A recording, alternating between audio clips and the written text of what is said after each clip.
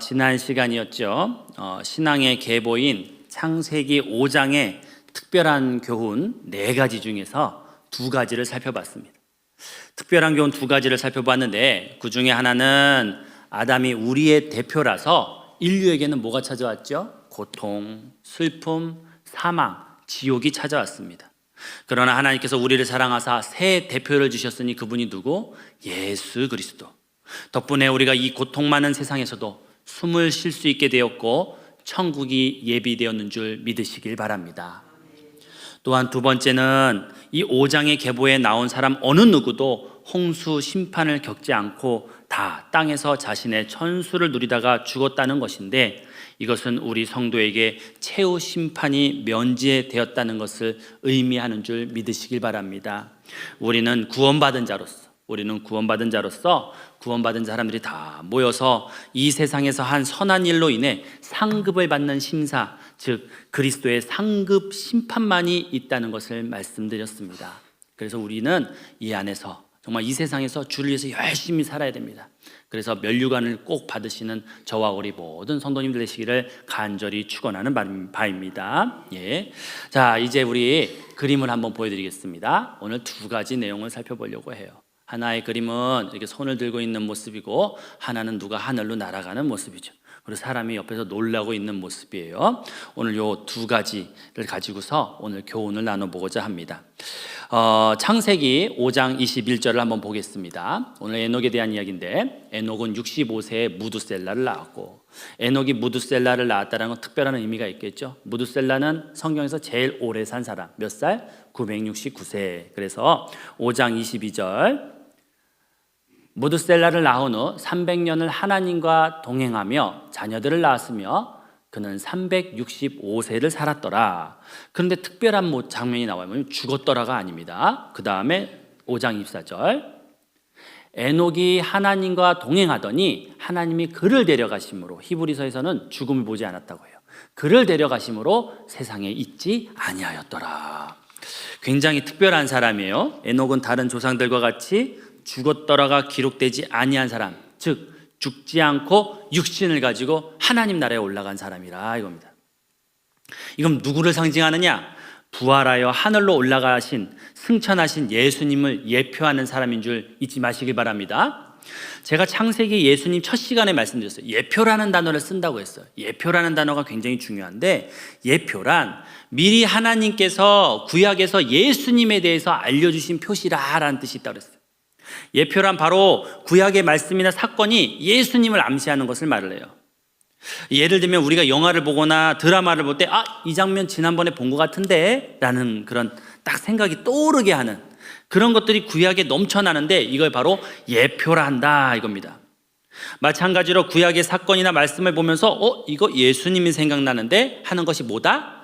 예표. 예표라는 단어 제가 자주 쓰기 때문에 한 번 더 설명을 드린 거예요. 장차 하나님과 동행하시다가 승천하실 예수님을 에녹을 통해 우리는 보고 있는 거예요. 우연이 아닙니다. 그러나 에녹과 예수님 사이에서는 확연한 차이도 있어요. 무슨 차이가 있느냐? 에녹은 인류를 위해서 희생했다 안 했다? 안 했다. 희생하셨다라는 거예요. 그러한 의미에서 에녹은 사랑의 화신이신 예수님과 비교할 수 없는 그 또한, 에녹 또한 한낱 인간에 불과하다는 것을 우리가 잊어서는 안 됩니다. 이 세상에서 에녹처럼 죽을 필요 없이 하늘로 올라가실 수 있는 분이 예수님이란 뜻이에요. 그런데 무엇을 선택하셨어요? 죄인인 우리를 대신하려고, 죄인인 우리를 대신하여 죽음을 선택하셨는 줄 잊지 마시길 바랍니다. 우리를 대신하기 위해서 죽지 않아도 되었던 분이 죽으셨다라는 의미가 여기에 있는 거예요. 예수님께서 이에 대해 무엇이라고 말씀하십니까? 요한복음 10장 15절 보겠습니다. 뭐라고 하죠? 함께 읽을까요? 시작. 나는 양을 위하여 목숨을 버리노라. 아멘. 나는 양을 위하여. 양은 누구? 여러분들. 이거는 남의 얘기가 아니에요. 여러분들과 저의 이야기라는 겁니다. 요한복음 10장 18절 우리 함께 읽겠습니다. 시작. 이를 내게서 빼앗는 자가 있는 것이 아니라 내가 스스로 버리노라. 아멘. 무엇을 선택하셨어요?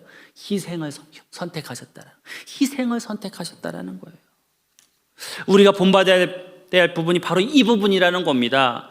예수님은 하나님의 예수님이라고 해서 죽음이 두렵지 않으셨겠어요? 특별한 이 죽음은 어떤 죽음이냐? 하나님의 진노의 그 그릇이 되는 그런 하나님의 진노가 다 담긴 죽음이었어요. 그래서 예수님도 이것을 피하고 싶으셨어요. 그래서 땀이 핏방울 되도록 이 잔을 자신에게 옮겨달라고 간절히 기도하셨어요. 그럼에도 예수님은 결국 우리를 대신해서 무엇을 선택하셨습니까? 죽음을 선택하셨다라는 거예요. 에녹처럼 죽음을 맛보지 않고 하나님과 동행하다가 하늘나라 가실 수 있는 분이셨는데, 천국에 입성하실 수 있는 분이셨는데 우리를 대신하셔서 십자가에 못 박혀 죽으신 분이라는 겁니다. 여기서 우리에게 주는 교훈이 무엇입니까?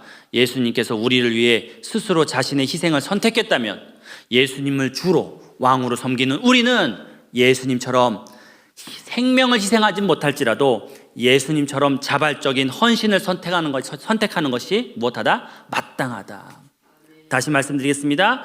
우리가 예수님처럼 생명 희생은 선택하지 못할지언정 예수님처럼 자발적인 헌신을 선택하는 것이 마땅하다 이거예요. 우리의 주인이 누구이기 때문에? 예수님이기 때문에. 예나 지금이나, 그러나 여러분들 세상을 딱 살펴보세요. 예나 지금이나 자발적으로 헌신을 선택하지 않아요. 지금 시대는 더더구나 그러지 않아요. 왜 그렇습니까? 감정적으로나 육적으로나 에너지를 소비하는 피곤한 일이라는 생각이 지금은 점점 깊어졌어요. 그러니까 사람들을 위해서 섬기는 일이 계산기를 두드리기 시작했어요. 사람들이 굉장히 똑똑하죠. 굉장히 똑똑한 겁니다. 그런데 이거는 결과적으로 자신을 죽이는 일이라는 거예요. 예수님께서 함께 하셨던 사람들은 누굽니까? 가난한 자들이었어요. 사람들이 혐오하는 나병과 같은 병에 걸린 자들이었습니다. 당시 사람들이 멸시하고 싫어하는 세리와 창기와 같은 자들이었어요. 이들과 함께 사귐으로 인해서 하나님은요 당하지 않아도 되는 공격을 당했어요. 바리새인들과 사두개인들에게. 그러나 그런 모든 심적인 그런 모든 에너지를 다 동원해서 그들을 사랑하셨다 이겁니다. 현대사회를 살고 있는 우리는 어떻습니까? 조금이라도 손해를 보거나 감정적 에너지를 쓰는 것을 극도로 싫어하는 시대를 살고 있어요. 지금 굉장히 잘못된 겁니다. 내가 왜 저 사람 때문에 희생해야 돼요? 아주 당연하게 나오죠. 내가 왜요? 이거 한다고 나한테 생기는 게 뭔데? 이거부터 시작을 합니다. 그건 그쪽 사정이고 내 알 바 아니지. 그래서 다 책임을 회피해요. 누구한테 일 맡기고 자기는 책임을 안 져요. 문제 생기면 그 다음에 어떻게 해요? 그 사람을 추궁하죠. 이것이 이제는 너무나 지배적이 됐어요. 그리고 이러한 사상이 교회에도 점점 들어오는 것을 보는 것을 우리는 안타깝게 여겨야 된다 이겁니다. 그러한 의미에서 우리는 이러한 이기적이고 개인적인 사상을 거부해야 되는 줄 믿으시길 바랍니다. 우리는 그게 잘못됐다라는 것을, 우리는 세상이 아무리 바뀌어도 우리의 절대 기준은 뭡니까? 성경 아닙니까? 여기에 맞춰서 살아야 된다 이거예요. 그래서 그 거부하는 운동 중에 하나가 바로 우리 뭡니까? 산돌중앙교회에서 하고 있는 중보기도단 아닙니까? 남을 위해서 사랑으로 기도한다는 거 쉬운 거 아니죠. 그것을 우리가 하고 있는 거예요. 그건 뭡니까? 세상의 개인주의와 이기주의와 싸우는 거예요. 또 하나 뭡니까? 우리 사랑의 봉사단, 그죠? 먹는 것을 통해 예수님의 온정을 전달하는 거. 그래서 아무리 교회를 밖에서 비난한들 세상의 풍토와 싸울 수 있는 곳은 교회밖에 없는 거예요. 그러니까 유일한 소망은 항상 교회임을 잊지 마시기 바랍니다. 세상이 아무리 교회를 깎아내려도 여러분들이 유일한 소망이에요. 성도님들도 예수님을 닮아 자발적으로 헌신을 선택하시기 바랍니다. 우리는요 억지로 헌신하는 자들이 아니라 자발적인 헌신을 선택한 자들이라는 거예요. 누굴 닮아서? 예수님처럼. 그것은 분명 육신과 정신에 막대한 에너지를 소비하는 일이 생길 거예요. 힘들 거예요. 현대인들은 그걸 다 계산하죠. 그러고는 헌신하지 않기로 똑똑하게 결정합니다.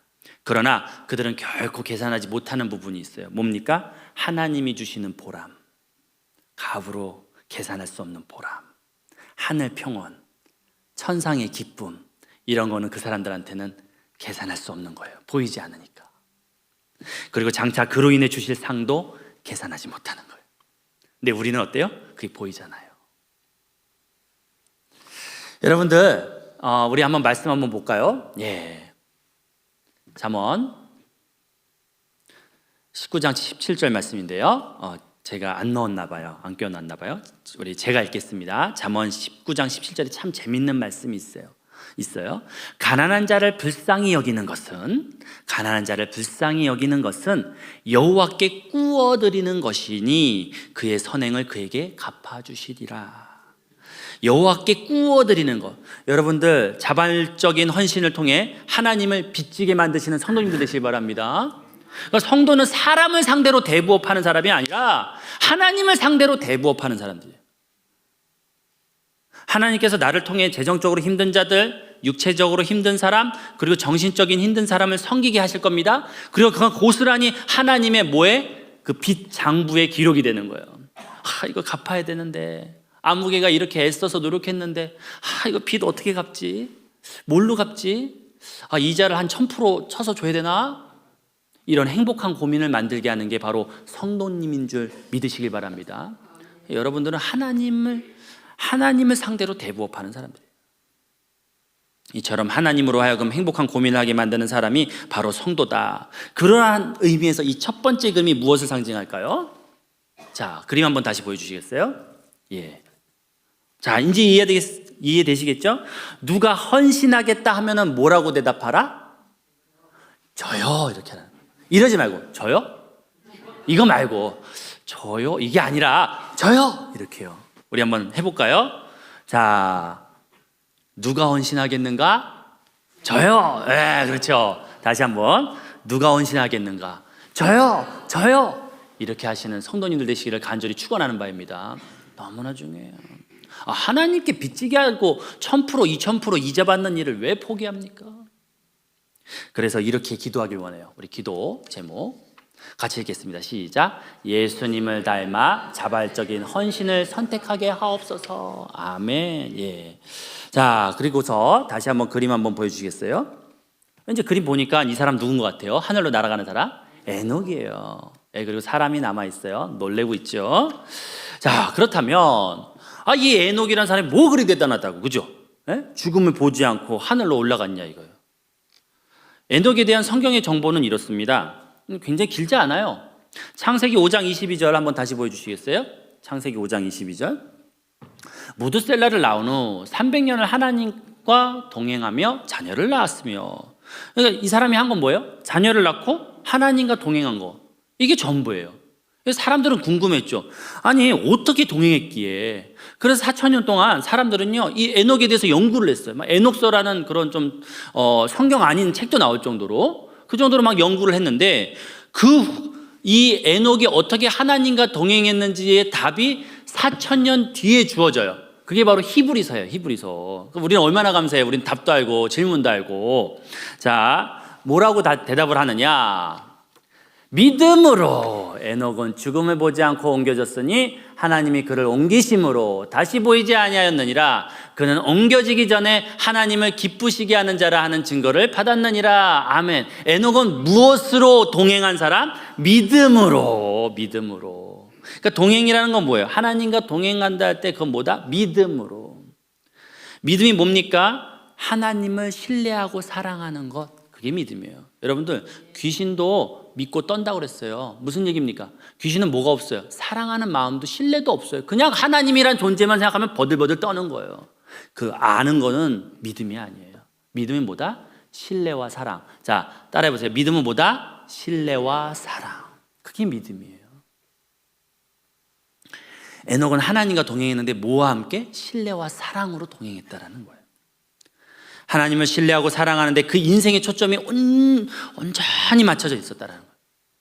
그리고 에녹은 자녀를 낳았습니다. 그만큼 하나님을 기쁘게 하는 것은 믿음으로 살고 믿음의 가정을 이루는 것이라는 거예요. 굉장히 중요합니다. 하나님을 기쁘게 하는 것은 무엇이다? 믿음으로 살고 믿음의 가정을 이루는 것. 에녹의 아들이 누구죠? 무두셀라. 인간 역사상 가장 장수한 사람이었습니다. 무두셀라의 그 자녀가 누구죠? 증손자. 다시 말해서 그의 증손자, 무두셀라의 증손자가인 노아는 어떻습니까? 할아버지 에녹을 닮아서 어찌나 신실했는지 당대 의인이라 부르지 않습니까? 불려지지 않습니까? 다시 말해서 에녹의 그 계복 가운데 쫙 나오는 거예요. 그게 그냥 우연이 아닙니다. 하나님께서 방주를 지으라는 사명을 받았고 그의 가족이 홍수 심판에서 다 살게 되었어요. 그래서 그의 가족도 다 잘 되게 되었고 가문도 다 살아나게 되었어요. 그리고 오직 믿음으로 자기 가정을 세우고 믿음으로 자식을 양육한 결과가 바로 그러했다라는 거예요. 그리고 몇 년간 한결같이 하나님과 동행했다고 쓰여 있어요. 우리 창세기 5장 22절. 같이 읽겠습니다. 시작. 무드셀라를 낳은 후 300년을 하나님과 동행하며, 어떻게? 300년간을 하나님과 동행했다라는 거예요. 한결같은 믿음으로 300년 동안 하나님과 동행하면서 믿음으로 자식을 키운 사람. 에녹이 300년간 한결같이 하나님과 믿음으로 동행하면서 믿음으로 자식을 키우는 일로 어찌나 하나님을 감동되게 하였던지 그가 바로 몸을 지닌 채 승천하는 첫 번째 사람이 되었다. 우리가 에녹의 본을 따르길 원합니다. 믿음으로 하나님과 동행하고 믿음의 부모가 되기를 소망하시길 바랍니다. 그렇다면 이러한 하나님과 동행하며 자녀를 낳은 에녹의 모습 속에서 예수님의 어떤 모습을 볼 수 있느냐라는 거예요. 우리가 설교 제목이 항상 뭐였죠? 창세기 예수님이잖아요. 그러면 예수님은 결혼하지 않으셨지 않습니까? 그럼 이것과 어떻게 연결이 되냐 이거예요. 예수님은 그러면 중요하죠. 어떻게 자녀를 낳은 에녹, 하나님과 동행하며 자녀를 낳은 에녹의 모습이 예수님과 어떤 공통점이 있냐라는 거예요. 자, 중요한 이야기죠. 예수님은 어떤 거대한 기념비나 건물도, 심지어 예수님은요, 단 한 권의 책도 직접 써서 남긴 적이 없으세요. 마태복음 누가 썼죠? 마태가 썼습니다. 예수님이 안 썼어요. 예수님의 제자인 마태가 썼죠. 마가복음 누가 썼습니까? 바나바와 바울의 여행을 도운 마가가 썼습니다. 누가복음 누가 썼죠? 바울의 동역자이자 의사였던 누가가 썼습니다. 요한복음 누가 썼습니까? 예수님의 제자인 요한이 썼습니다. 그렇다면 예수님은 도대체 뭘 남겼습니까? 사람을 남겼는 줄 잊지 마시길 바랍니다. 예수님은 사람을 남기셨어요. 제자들을 남기셨습니다.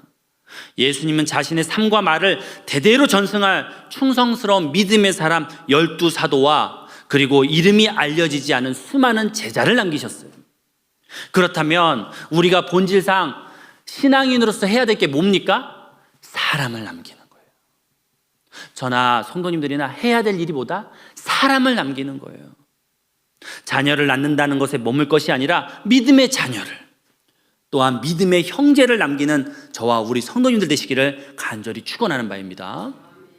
그렇게 사람을 남기려면 예수님처럼 해야 되는데 예수님처럼 말 안 듣고 믿음 없는 제자들과 3년을 동고동락해야 돼요. 예수님은 3년을 그랬으니 우리는 얼마나 더 많은 세월이 필요할까요? 힘들고 불편해도 사람을 만나야 돼요. 그들에게 진리로 기도로 사랑을 쏟아야 돼요. 또 인내해야 돼요. 사람을 남기는 일은요, 단순히 지식을 전달하는 게 아니에요. 그죠? 예수님처럼 자신의 삶을 내어주는 희생과 인내가 있어야 된다는 거예요. 그러한 의미에서 내 자신을 살펴보길 원해요. 자신에게 물어보시길 바랍니다. 한번 나는 예수님처럼 사람을 남기기 위해서 익숙하고 편한 사람 대신에 마음이 쓰이는 사람, 그러니까 나의 도움, 나의 섬김이 필요한 사람들을 향해서 시간을 내고 그를 섬기고 있는가? 우리가 익숙한 사람하고 생활하는 건 쉬워요. 같은 사람들하고 생활하는 건 쉽습니다. 반대로 나는 그저 나의 행복을 위해 익숙하고 편한 사람과 교제만 추구하고 있지 않은가? 전자인 것 같아요? 후자인 것 같아요? 둘 다이신 것 같아요? 예. 그럼 저랑은 제가 알 수는 없지만 한번 하나님 앞에서 온전히 물어보시기 바랍니다. 그런데 중요한 거는 하나님께서 원하시는 것은 익숙하고 편한 사람이 아니라 마음이 쓰이는 사람을 섬기는 것인 줄을 믿으시길 바랍니다. 예수님이 그러셨잖아요. 예수님과 같은 분이 상대했던 사람들이 다 어떤 사람입니까?